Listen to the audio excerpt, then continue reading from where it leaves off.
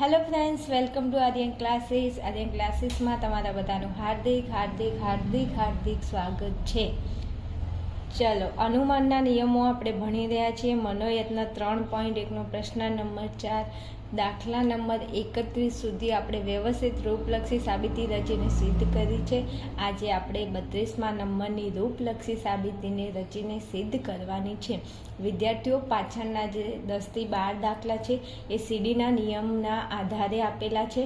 તમે એકવાર ચેક કરી શકો છો. એટલે આપણા જે પાછળના 30થી લઈ અને 40 દાખલા છે એ 10 થી 11 દાખલા સીડીના નિયમના છે. તો એ તમારે થોડું ધ્યાન રાખવાનું, પરીક્ષામાં પૂછાય તો તમને થોડું ધ્યાન રહે. ચાલો, હવે આપણે 32મા નંબરની રૂપલક્ષી સાબિતી રચીને સિદ્ધ કરવાની છે. જ્યારે આપણે રૂપલક્ષી સાબિતી રચીને સિદ્ધ કરવાની હોય ત્યારે સૌથી પહેલાં શું કરવાનું, તો સૌથી પહેલાં આપણે આ ફલિત વિધાનને ચેક કરવાનું. અહીંયા વિદ્યાર્થીઓ તમને 3 ટપકા કરીને પછી જે વિધાન આપ્યું હોય ફલિત વિધાન કહેવાય. આપણે આ વિધાનને ફલિત કરવાનું છે તો કે કેવી રીતે અને ક્યાંથી, તો અહીંયા તમને આ 5 આધાર વિધાનો આપેલા છે. આ પીપીપીનો મતલબ થાય આધાર વિધાન. આ 5 આધાર વિધાન અને અનુમાનના જે 8 નિયમો છે એ નિયમોનો ઉપયોગ કરી અને આપણે આ વિધાનને ફલિત કરવાનું છે. કંઈ વાંધો નહીં, કરી દઈએ. જ્યારે વિધાનને ફલિત કરવાનું હોય ત્યારે 2 વસ્તુ તમારે ધ્યાનમાં રાખવાની. સૌથી પહેલાં જોવાનું સર્વોપરી કારક કોણ છે. જો અહીંયા સમુચ્ચય છે, સમુચ્ચય સર્વોપરી કારક છે. મતલબ કે જ્યારે તમે છેલ્લે આ વિધાનને નિષ્પન્ન કરશો ત્યારે પહેલાં આ પી વિધાન લાવશો, પછી આ ક્યુ વિધાન લાવશો અને બંનેને સમુચ્ચયથી જોડી દેશો. તો સમુચ્ચય આવતું હોય ફલિત વિધાનમાં એવો અનુમાનનો નિયમ કયો, તો કે કોંજનો નિયમ આપણી જોડે છે, જેનું રૂપ થાય છે કે પી ક્યુ. તેથી પી સમુચ્ચયને ક્યુ. મતલબ જો આ ફલિત વિધાન કહેવાય.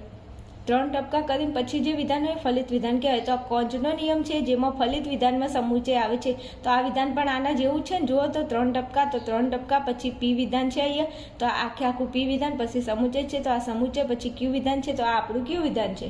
ખબર પડે છે? ઓકે. હવે આપણે આ નિયમ પ્રમાણે છેલ્લે આ વિધાનને નિષ્પન્ન કરવાનું થાય. ઓકે, કંઈ વાંધો નહીં. ચાલો, બીજું જુઓ. અહીંયા તમને ક્યુ વિધાનમાં એ આપેલો છે. મતલબ આપણે અહીંયાથી આપણે એ વિધાનને નિષ્પન્ન કરવું પડશે. અને આગળ પી વિધાનમાં આર વિકલ્પન ઈ આપેલો છે.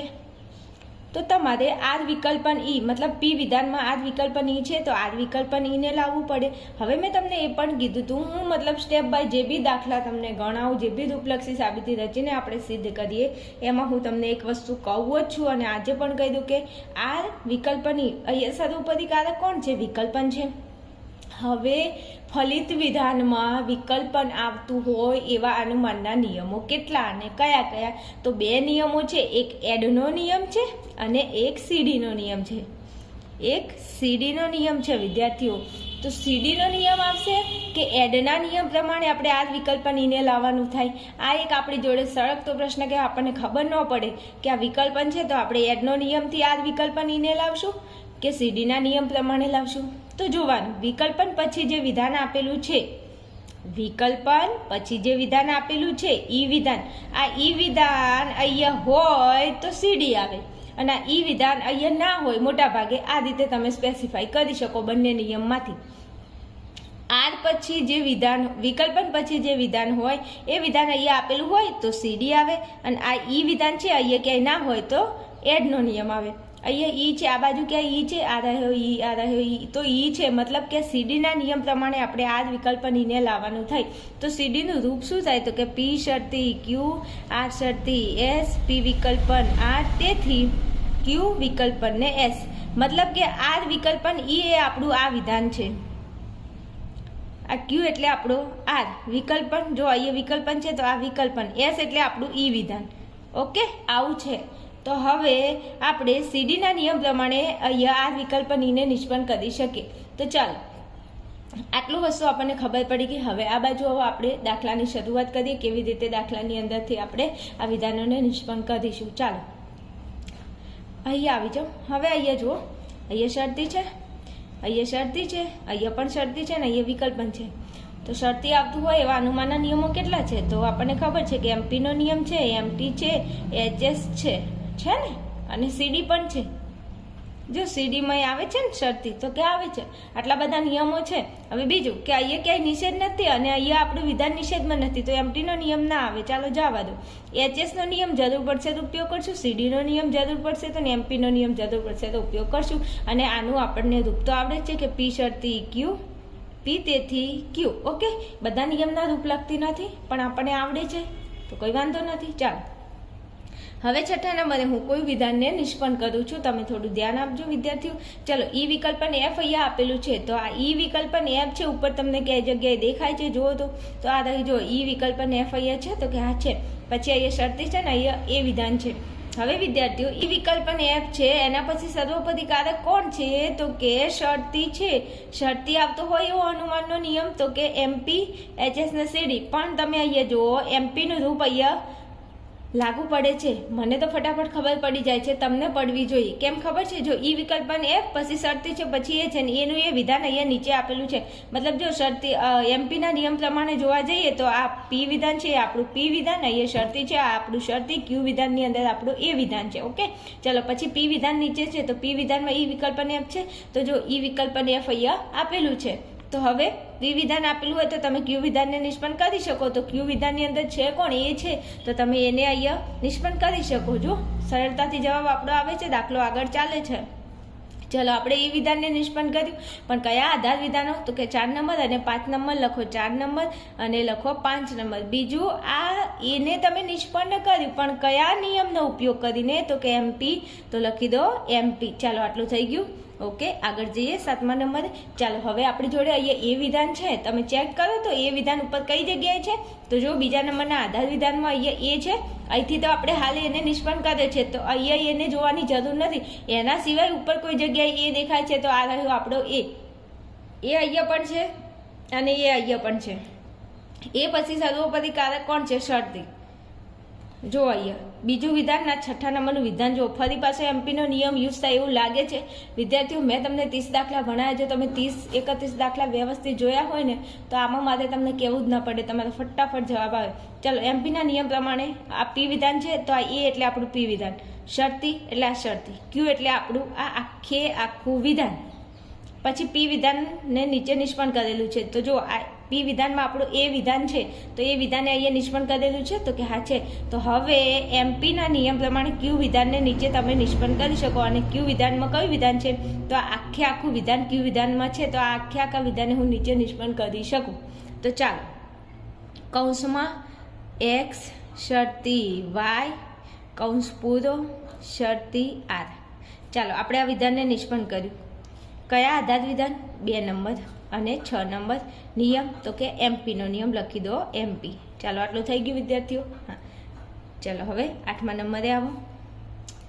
ઓકે ચલો આવી ગયા. હવે ખાસ હવે તમે જુઓ તો અહીંયા કોઈ નિયમ લાગુ પડે એવું મને તો નથી દેખાતું. તમને દેખાતું હોય તો ખબર નહીં, પણ હવે કંઈક મથામણ તો કરવી પડશે જ તે. તો કે હા જોજો હો, થોડું જરા ધ્યાન છે.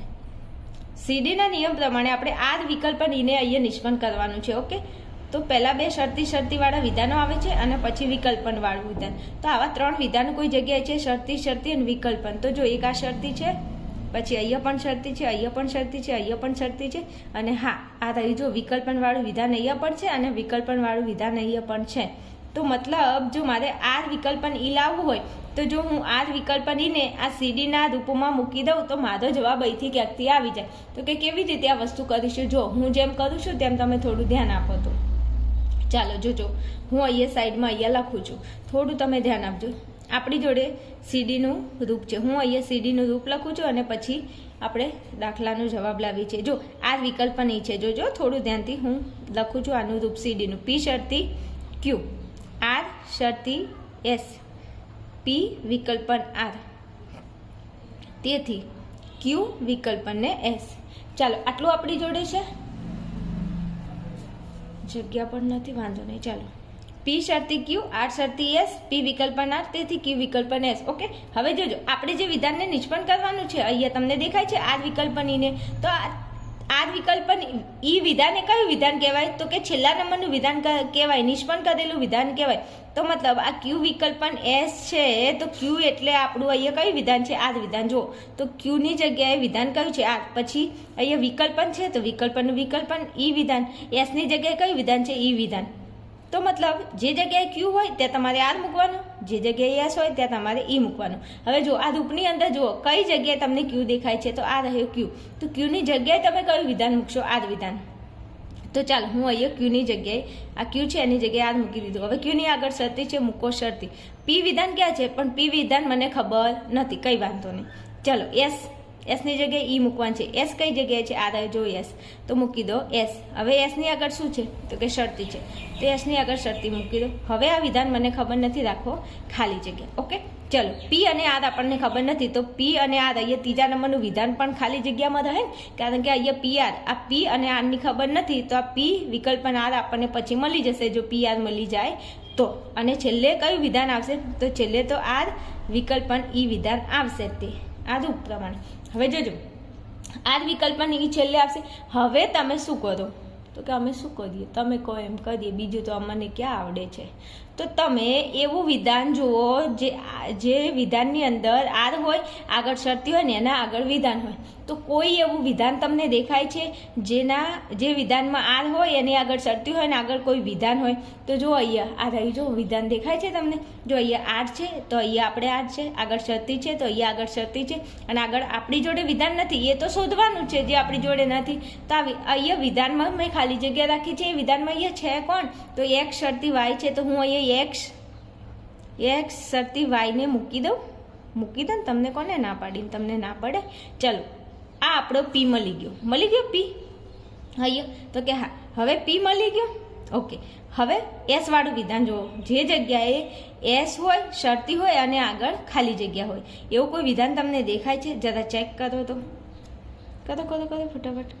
ઓહો સોરી વિદ્યાર્થીઓ, અહીંયા એસ છે ને, એસની જગ્યાએ ઈ મૂકવાનો છે. અહીંયા મેં એસ જ મૂકી દીધો છે, સોરી. અહીંયા ઈ આવે, ઈ આવે. જો એસ છે તો આ એસ હતો, એસની જગ્યાએ આપણે ઈ મૂકવાનો હતો. ઓકે ચાલો, હવે જો તમે ઈ વિધાન હોય, આગળ શરતી હોય ને આગળ ખાલી જગ્યા હોય, એવું કોઈ વિધાન તમને દેખાય છે? હું જરા દાખલાને અહીંયા થોડું ઝૂમ કરું છું. જો અહીંયા ઈ, પછી આગળ શરતી ને આગળ ખાલી જગ્યા, એવું કોઈ વિધાન છે? તો આ રહી આપણું ઈ, આગળ શરતી અને આગળ ડી છે, તો અહીંયા હું ડી મૂકી દઉં. ચાલો આટલું થઈ ગયું. હવે જુઓ મને અહીંયા પી મળી ગયો છે. આ ખાલી જગ્યા કોની હતી? પીની. તો મને પી મળી ગયો.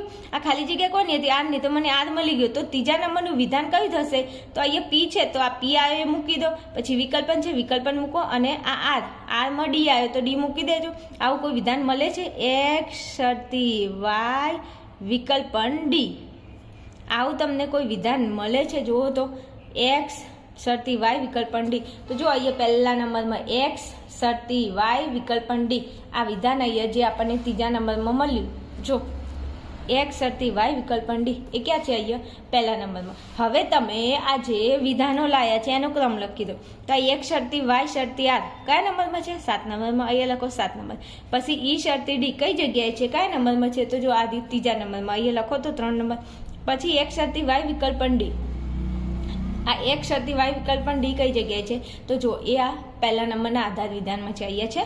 તો હા, તો અહીંયા લખી દો તમે 1 નંબર. ચાલો, તો આ 7 નંબર, 3 નંબર ને 1 નંબર અને સીડીના નિયમ પ્રમાણે આપણે આ વિધાનને નિષ્પન્ન કર્યું. કયા? આર વિકલ્પનને ઈને. ઓકે, જે આપણે અહીંયા નિષ્પન્નમાં જરૂર હતી આર વિકલ્પન ઈની. હવે અહીંયા હું લખી શકું કે આર વિકલ્પન ઈ, સીડીના નિયમ પ્રમાણે મેં આર વિકલ્પન ઈને શું કર્યું છે? નિષ્પન્ન કર્યું છે. કયા નંબરના આધાર વિધાનો પરથી? તો અહીંયા લખેલું છે જો 7, 3, 1 અને નિયમ સીડીનો. તો લખી દો અહીંયા 7, 3, 1 અને નિયમ આવશે સીડી. ચાલો આટલું થઈ ગયું. હવે આટલું થઈ ગયા પછી તમે એક વસ્તુ અહીં ધ્યાન આપો. આ વિકલ્પન એ આવી ગયું, હા આવી ગયું, એ આવી ગયું, હા આવી ગયું. હવે આને તમારે શું કરવાનું? સમુચ્ચયથી જોડવાનું છે. કોને કોને? તો કે આ વિકલ્પન ઈ અને સમુચ્ચયથી એને જોડી દો. તો આ વિકલ્પન ઈ, આ વિકલ્પન ઈ, પછી જો અહીંયા સમુચ્ચય છે, મૂકો સમુચ્ચય. પછી એ વિધાન છે, એ વિધાન મૂકી દો. ચાલો સામે ખાલી જગ્યામાં શું લખશું? આ વિકલ્પન ઈ ક્યાંથી આવ્યું? 8 નંબર, મૂકો 8 નંબર. પછી એ વિધાન ક્યાં છે? 6 નંબર લખો છો. બીજું આ નિયમ કયો છે? તો કે કોંજનો નિયમ છે. જો તો લખી દો કોંજ. ચાલો હવે તમે થોડું ધ્યાન આપશો. અહીંયા જે વિધાન હતું એ વિધાન અહીંયા સેમ ટુ સેમ જો નિષ્પન્ન થઈ જાય તો આપણા દાખલાનો જવાબ આવી ગયો છે. ઓકે, જો વિદ્યાર્થી એકદમ સહેલું છે, ખાલી તમને તકલીફ પડશે સીડીના નિયમમાં. તો સીડીના નિયમમાં મેં તમને જેમ કીધું છેલ્લું વિધાન લખી દો, એ વિધાનને તમે એના રૂપ સાથે સરખાવો અને રૂપ પ્રમાણે જે હોય એની જગ્યાએ એ વિધાન મૂકી દો અને પછી ચેક કરો. 100% ને એટલું સરળતાથી તમારા દાખલાનો જવાબ આવી જશે. ઓકે, ચલો ફટાફટ આવી જાઓ બીજા દાખલાની અંદર.